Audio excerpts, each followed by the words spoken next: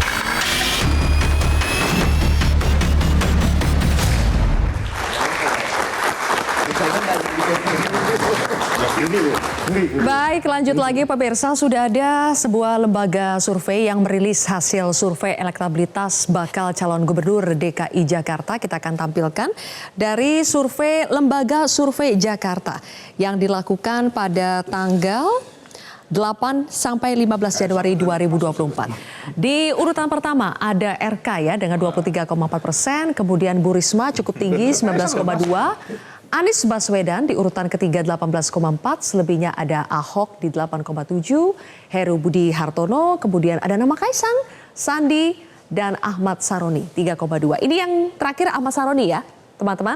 Oke, sampai di sini. Saya akan mulai dari Bang Riko dulu deh. Ya, Ibu Risma ada nih 19,2 di urutan kedua. Apakah kali ini PDI Perjuangan akan percaya dengan survei dan akan mempertimbangkan nama Bu Risma sebagai calon terkuat?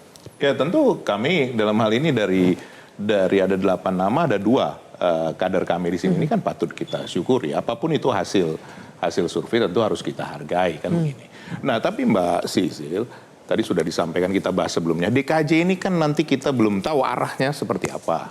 Bahkan masih ada tadi kekurang yakinan terhadap ibu kota atau apa tadi perbincangan kita secara informal kan. Nah jadi memang yang memimpin DKI ini harus orang yang memang sudah punya pengalaman yang matang.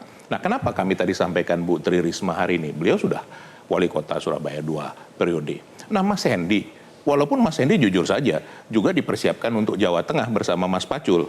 Demikian juga Pak Ahok selain DKI dipersiapkan juga untuk Sumatera Utara. Jadi memang kader yang siap di sini itu harus memang yang sudah punya pengalaman matang. Dan kalau dilihat dari hasil survei ini nggak salah Mbak Sisil. Coba lihat dari mulai Pak Ridwan Kamil, Bu Tri Risma hari ini, Pak Anies, Pak Basuki. Ini kan semua yang sudah pernah menjadi kepala daerah dan sudah menjalaninya. Nah inilah yang sebenarnya kita patut mengetahui. Sebenarnya apa yang dibutuhkan oleh masyarakat DKI. Nah nanti disitulah tentu kita akan bekerja sama. Pasti dengan salah satu partai lain. Tidak mungkin kami sendiri. Makanya tadi saya sampaikan juga, tentu kami akan membahas. Apakah di sini peran Wagub juga hanya sekedar Wagub, Bang Rey? Kan ini juga penting juga. Supaya apa? Supaya jangan ada partai yang merasakan bahwa kalau dia jadi Wagub ini, ini hanya cuman sebagai, apa istilahnya ya, ban serep. Jangan seperti itu lagi. Bahwa ini harus ada juga kejelasan, apalagi ada rencana untuk aglomerasi yang lebih luas lagi, yang lebih besar lagi skupnya dari hulu sampai ke hilir. Jadi ini menarik ini, bahwa hasil survei ini menunjukkan masyarakat Jakarta mempercayakan kepada orang-orang yang sudah pernah menjadi, atau kasarnya menjadi kepala daerah lah ya begitu ya. Kalau bukan gubernur, Pak Basuki Cahayapurnama sudah pernah gubernur, Pak Anies sudah pernah gubernur, Pak Ridwan Kamil sudah pernah gubernur, tinggal Bu Tri Risma wali kota dan sekaligus sudah pernah menjadi menteri. Seperti itu. Mas Zaky, benar setuju tidak kalau misalnya orang yang cocok untuk memimpin Jakarta itu harus yang hardcore, yang sudah pernah punya pengalaman jadi kepala daerah, kapasitas speknya sudah harus tinggi, dan tidak ada kader Demokrat di sini? Ya gini, pertama kita kalau bicara mengenai harus seperti apa, ya tentu lagi-lagi kita mesti melihat permasalahannya seperti apa, kebutuhan masyarakat seperti apa. Ya Mas Ahaye selaku Ketum Demokrat selama ini juga itu menjadi dasar. Beliau selalu ingin pemimpin nantinya di daerah manapun yang kader-kader kami yang akan berjuang itu, ataupun misalnya bukan kader kami yang akan kami dukung, itu harus pemimpin yang dekat dengan rakyat. Mengapa? Karena harus tahu permasalahannya. Nah, ini menjadi penting gitu. Agar apa? Agar apa yang diputuskan, apa yang menjadi kebijakannya itu sejalan dengan apa yang diperlukan dan dibutuhkan oleh masyarakat. Jadi kalau kami hari ini masih belum berbincang mengenai nama sebenarnya, karena bagi kami masih panjang prosesnya untuk bicara nama. Hari ini kita bicara nama, kita masih ingat betul 2016 itu, nama 1 tahun, 6 bulan sebelumnya, tak tahu dalam waktu hitungan beberapa hari bisa ada perubahan gitu loh. Dan ternyata pertarungannya luar biasa. Kita semua di sini berada di ruangan ini masih ingat betul bagaimana pertarungan di 2016-2017 itu pertarungannya luar biasa. Dan hari ini kita melihat 2024 meskipun ada pilkada serentak, bagaimanapun Jakarta ini akan menjadi sentral juga. Bagi kami tadi, jika memang ada kader kami yang baik dipercaya oleh masyarakat, bagus di survei, ini baru satu survei nih. Ya. Bisa jadi kita akan dorong juga gitu, tentu dengan yang lain. Kalau belum bicara nama, kalau kriteria sudah bicara. Kriterianya apakah harus mantan kepala daerah? Enggak juga. Enggak juga. Banyak hal ya. Seperti kita berbicara mengenai presiden. Presiden itu kan satu bisa mantan, bisa pernah jadi menteri. Bisa jadi kepala daerah.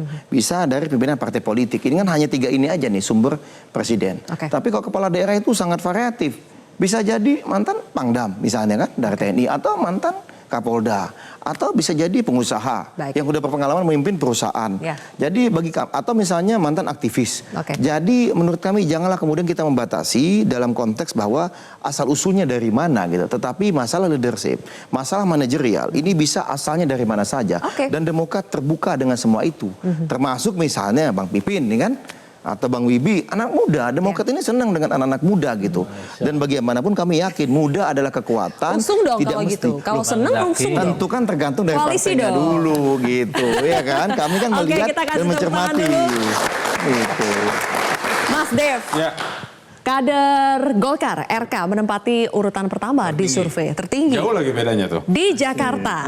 Makanya ini apa tidak langsung saja untuk Jakarta? Kenapa masih harus 2 kaki Jakarta, either Jakarta Barat, Jakarta atau Jawa Barat? Oh, ya nggak gini. Ini kan survei yang dibuat oleh Metro lah ya. Lembaga Survei Jakarta. Lembaga Survei Jakarta diambil oleh Metro. Nah, kita kan per Januari ya. Ini sekarang masih berlangsung nih survei yang internal sedang jalankan. Dilihat di Jawa Barat dan juga dilihat di DKI. Nah, kita lihat mana yang kemungkinan lebih tinggi. Itu sebagai salah satu penentu ya. Kita kan ingin pasti menang ya. Nah, tapi kan kita juga ada landasan-landasan lain dalam menentukan calon. Masalah prestasi beliau, sumbangsi beliau, dan dampak beliau, dan yang kemungkinan menangnya tertinggi seperti apa. Karena apa? Karena kan Golkar itu dari awal kampanye, jauh sebelum 2024, itu kan kita sudah memakikan menang Pileg. Ya, alhamdulillah kita walaupun bukan peringkat 1, tapi suaranya sudah cukup drastis naiknya. Pilpres, kita berhasil mengusung Prabowo Gibran. Nah sekarang tinggal terakhir nih pilkada, kita menang pilkada. Kita ditargetkan itu 60% pilkada di seluruh Indonesia untuk kita bisa raih kemenangan. Nah ini memang kemenangan sih sering saling klaim-klaiman. Karena kan biasanya kan calonnya itu kan koalisi semua kan. Nah ya kan, tapi ini semua akan menjadi modal utama kita untuk kita memastikan pertama, koalisi yang kita bangun di KIM ini berlangsung terus. Karena kita berpikir kan beyond 24. Jadi ketika nanti kita masuk ke pemerintahan baru, terus melaksanakan pemerintahan baru nantinya, ini semakin erat hubungan kita. Nah salah satu peratnya itu ya di pilkada nanti. Nah itu dia. Bang Rey, kan banyak yang mengatakan bahwa koalisi di pilkada itu nanti akan cair, tidak akan melulu sama seperti koalisi di pilpres. Tapi apakah kalau melihat sinyal-sinyal di sini sepertinya masih nyaman dengan koalisi masing-masing? Ini masih koalisi Indonesia Maju, ini masih mau koalisi perubahan. Jadi nanti di pilkada DKI koalisinya akan seperti apa? Dijawab nanti Bang Rey, kita akan jeda terlebih dahulu pemirsa, sesaat lagi.